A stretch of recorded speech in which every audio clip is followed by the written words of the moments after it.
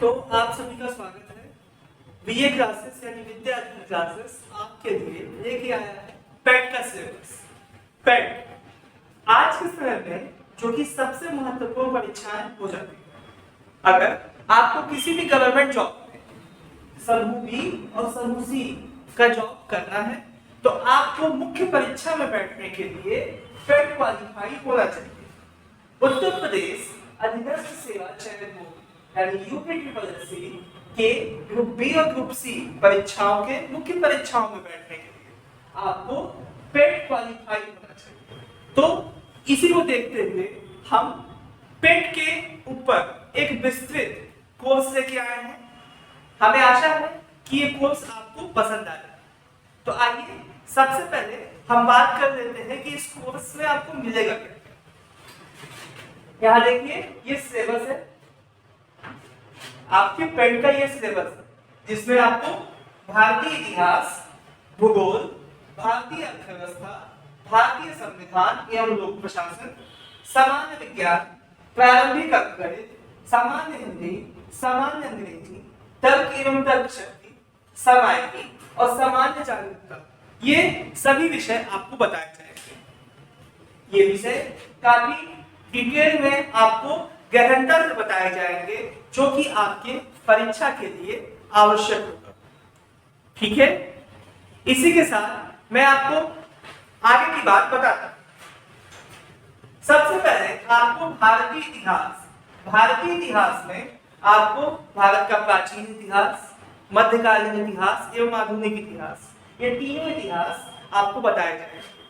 बताते समय मुख्य जो फोकस है वो हमारा पेट के एग्जाम पे होगा, लेकिन हाँ ये जब आपको बताया जाएगा तो ये प्रयास किया जाएगा कि इससे आपका पीसीएस की प्रारंभिक परीक्षाएं, आपकी अन्य पुलिस की परीक्षाएं और अन्य जो आपके कंपटीशन की इतिहास से संबंधित प्रश्न आते हैं वो सब चीजें कवर कर सकते। ठीक है, तो ये केवल पेट के ही विद्यार्थियों के लिए लाभदायक नहीं है बल्कि यूपीपीएससी की अन्य परीक्षाओं को देने वाले यूपी आप कह सकते हैं यूपीपीसीएस की प्रारंभिक परीक्षाओं में भी इसका आपको पूरा फायदा मिलेगा। साथ ही साथ पेट में तो इसका फायदा मिलेगा। तो सबसे पहले इसी क्रम में भारतीय इतिहास की कक्षाएं आपकी आरंभ की जाएंगी। ठीक है, उसके बाद आपका भूगोल, भारतीय अर्थव्यवस्था, भारतीय इतिहास के साथ साथ भारतीय संविधान एवं लोक प्रशासन की कक्षाएं आपको मिलती जाएंगी। साथ ही साथ सामान्य विज्ञान और प्रारंभिक अंकगणित की कक्षाएं मिलती जाएंगी। इसके बाद हमारा फोकस बचे हुए विषयों पे होगा। तो चलिए आइए भारतीय इतिहास की कक्षाएं शुरू की जाए।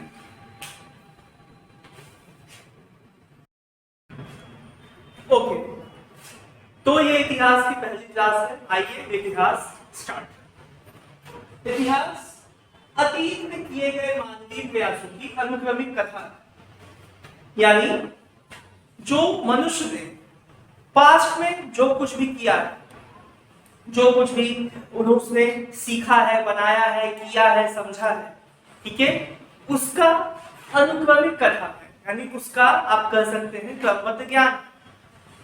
जैसे आप देखते हैं रामायण की कहानियां, महाभारत की कहानियां, आप ये कह नहीं सकते कहानी नहीं है, ये वास्तविकता है। जैसे आप मौर्यकालीन इतिहास देखते हैं, जैसे आप कभी सिंधु घाटी सभ्यता देखेंगे, तो ये सब चीजें जो हैं पास्ट में मनुष्य ने किया हुआ, ठीक है, उसके साक्ष्य मिलते हैं। साक्ष्य कैसे कैसे साक्ष्य मिल सकते हैं?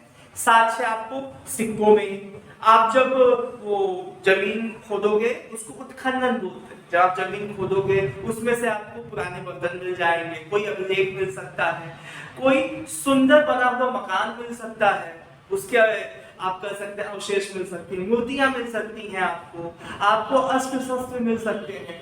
तो इससे आप पता लगाते हो कि कभी यहाँ पे कुछ था, भाई यहाँ पे कभी तो कुछ था और यहाँ पे कुछ होगा, तभी ये चीजें हमें मिली।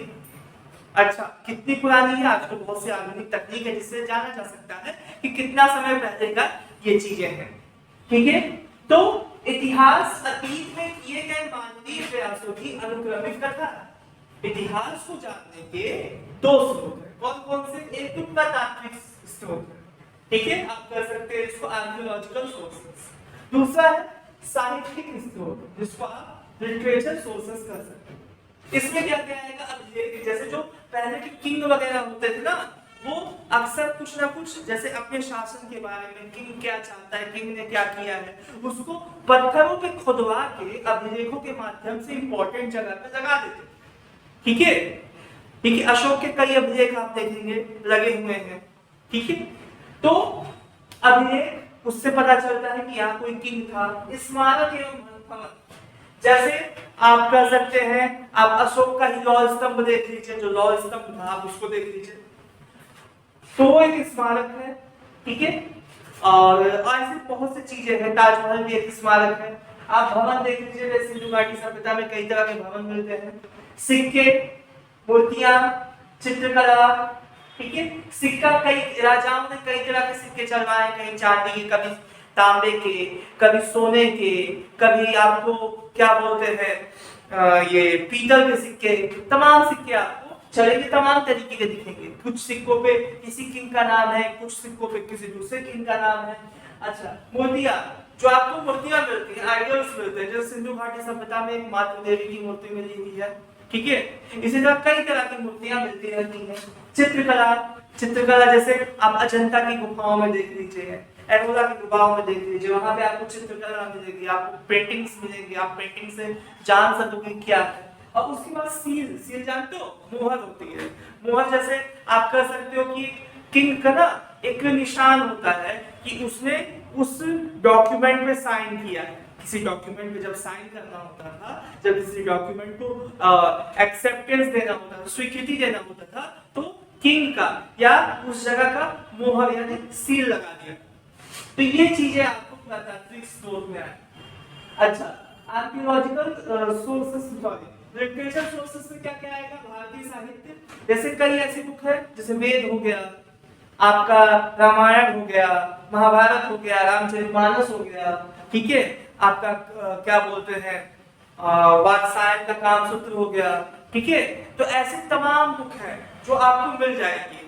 आपको क्या बोलते हैं विदेशी साहित्य में भी मिल जाएगा, जैसे कई विदेशी लोग आते थे अपने देश में, और जब आते थे तो लिखते थे यहाँ पे कि क्या क्या मैंने देखा, क्या क्या मैंने समझा, क्या पाया, उस समय का समाज कैसा था, उस समय के लोग कैसे थे, उनका रहन सहन क्या था, ये सब चीजें, ये सब बातें वो लिखते हैं, ठीक है। तो ये हमारे पास इतिहास को जानने के दो तरह के सोर्सेस हैं, पहला आर्कियोलॉजिकल सोर्सेस, पुरातात्विक स्रोत, दूसरा साहित्यिक स्रोत, ठीक है।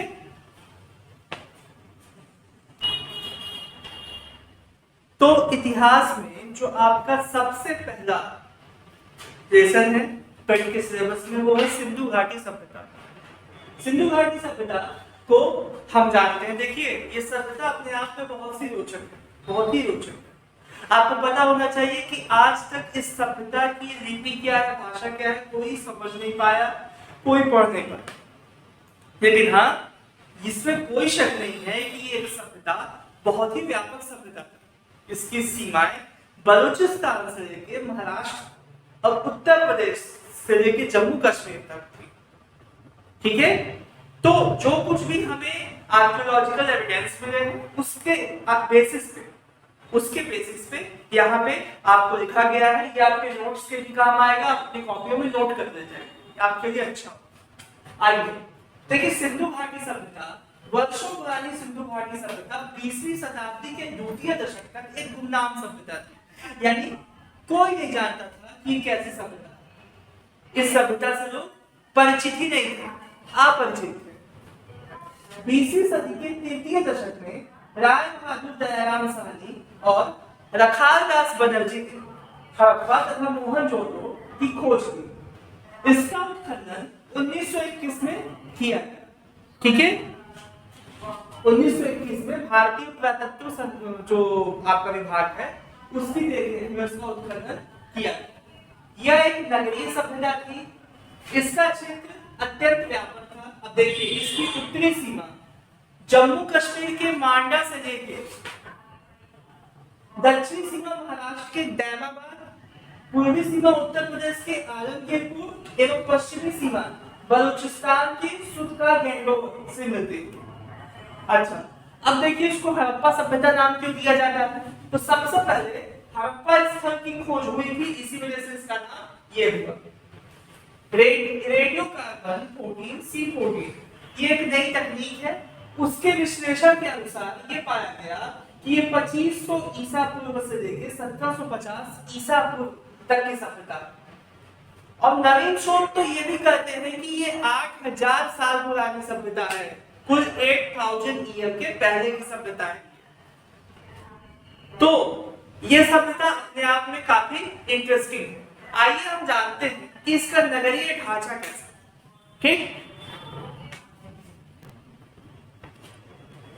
तो नगर योजना सिंधु घाटी सभ्यता की कैसी थी, हम ये जाने। तो देखिए यहाँ पे आप इसे नोट भी करते जाइए, आपके लिए अच्छा होगा। यह एक नगरीय सभ्यता, नगरीय सभ्यता मतलब शहर।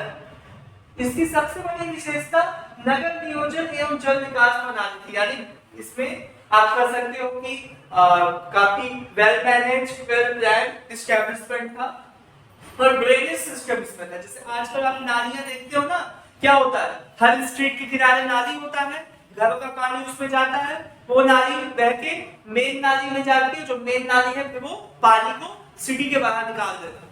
कुछ ऐसा ही सिस्टम यहाँ पे भी था कि यहाँ पे जल निकास प्रणाली थी और जो आपके मकान थे वो एनवायरमेंट फ्रेंडली होते थे, ठीक है, जो एनवायरमेंट था उसके अनुकूल होते थे। रोड्स जो थे, रोड एक दूसरे को आप कह सकते हो समकोण यानी 90 डिग्री के एंगल पे काटती थी, मतलब आप कह सकते हो कुछ ऐसे।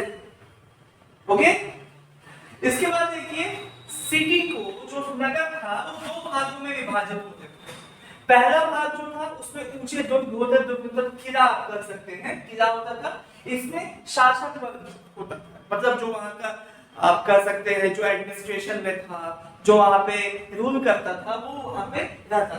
दूसरे भाग में बड़े आवास थे, दुर्ग तो नहीं होते थे, किला तो नहीं होता था, लेकिन बड़े आवास थे जहां पर सामान्य नागरिक आपको मिलते थे, शिल्पकार, श्रमिक आदि होते थे। ओके, उसके बाद देखिए सड़कों के किनारे ऊपर से ढकी हुई नालियां, घरों का गंदा पानी इन्हीं नालियों से होता हुआ मुख्य नाली में गिरता।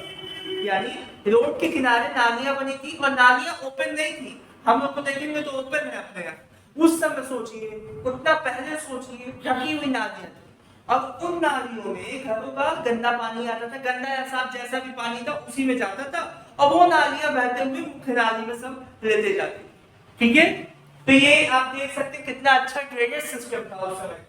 ठीक है, हड़प्पा, ये देखिए वो वहां के प्लेसेस है, हड़प्पा, मोहनजोदड़ो, कालीबंगा की नगर योजना एक साथ। कालीबंगा और रंगपुर, कालीबंगा एवं रंगपुर के अलावा सभी स्थानों पे पकी ईंटों का इस्तेमाल किया जाता है। यानी इन दो जगह पे पकी हुई ईंटों का इस्तेमाल नहीं किया जाता था। ईंटें दो तरह के होते, कच्चा पका। पके को ना आग में पका लिया जाता है भट्टी में। तो यहाँ पे देखिए इन दो स्थानों पे कच्ची ईंटों का इस्तेमाल होता था, बाकी जगह पकी हुई ईंटों का इस्तेमाल होता। हर घर में एक आंगन था, रसोई घर था, स्नान घर था और अधिकांश घरों में कुएं भी होते थे। ठीक है, अधिकांश घरों में कुएं भी होते थे उस समय।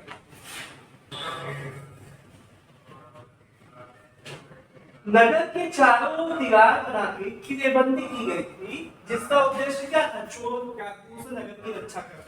यानी जो आप कह सकते हो कि नगर था ना, किलों से घिरा हुआ, किला मान लीजिए ऐसे है, दीवार बना के किलाबंदी कर दी गई। अब इसमें सब होता है। इसका उद्देश्य क्या था, एक यहाँ पे दरवाजा, कई और भी दरवाजे इसमें होते थे किले में। तो इसका उद्देश्य क्या था, इसका उद्देश्य ये था कि किले को चोर डाकुओं से या अचानक हुए हमलों से रक्षा करना। घर के जो डोर और विंडो होते थे वो मेन रोड में नहीं ओपन होते थे, बल्कि गली में होता था। तो देखिए लोथल, लोथल इसका अपवाद है। लोथल का आप कह सकते हैं कि मेन रोड पे ही ओपन है। मोहनजोदड़ो का विशाल स्नानागार एक आश्चर्य है भाई। उस समय बहुत बड़ा ये स्नानागार था जिसमें कई लोग नहाते थे, कपड़े बदलने के लिए उसमें रूम हुआ करते थे। और आपसे पूछा जाए कि सबसे बड़ी इमारत कौन सी है, तो अन्नागार जो है वो सिंधु घाटी सभ्यता की सबसे बड़ी इमारत है। इसके बाद हम सिंधु घाटी सभ्यता की प्रमुख स्थलों को देखेंगे। अगले वीडियो में हम सिंधु घाटी सभ्यता के प्रमुख स्थलों को देखेंगे। इसका पीडीएफ आपको मेरे टेलीग्राम लिंक पे मिल जाएगा। आप नीचे जब वीडियो में देखेंगे नीचे उसका डिस्क्रिप्शन है, ठीक है। आप लोग इसको प्लीज, आपसे ये रिक्वेस्ट है कि आप इस वीडियो को देखें, सब्सक्राइब करें चैनल और लाइक करें ताकि हम आगे और वीडियो बनाने के लिए मोटिवेट हो, ठीक है। ऐसे ही वीडियो आपको इतिहास के मिलते रहेंगे। ये सिंधु घाटी सभ्यता से संबंधित है। अच्छा, आप अगर हमारा एडवांस कोर्स लेना चाहते हैं तो आप प्ले स्टोर पे जाके बीए क्लासेस आप टाइप कीजिए, वहां पे बीए क्लासेस का ऐप डाउनलोड कीजिए। वहां पे आपको प्रीमियम कंटेंट मिलेगा जिसमें आपको टेस्ट की फैसिलिटी, पीडीएफ, ठीक है, और भी कई चीजें, कई सुविधाएं मिल जाएंगी, ठीक है। आज के लिए इतना ही, मिलते हैं कल। Good bye.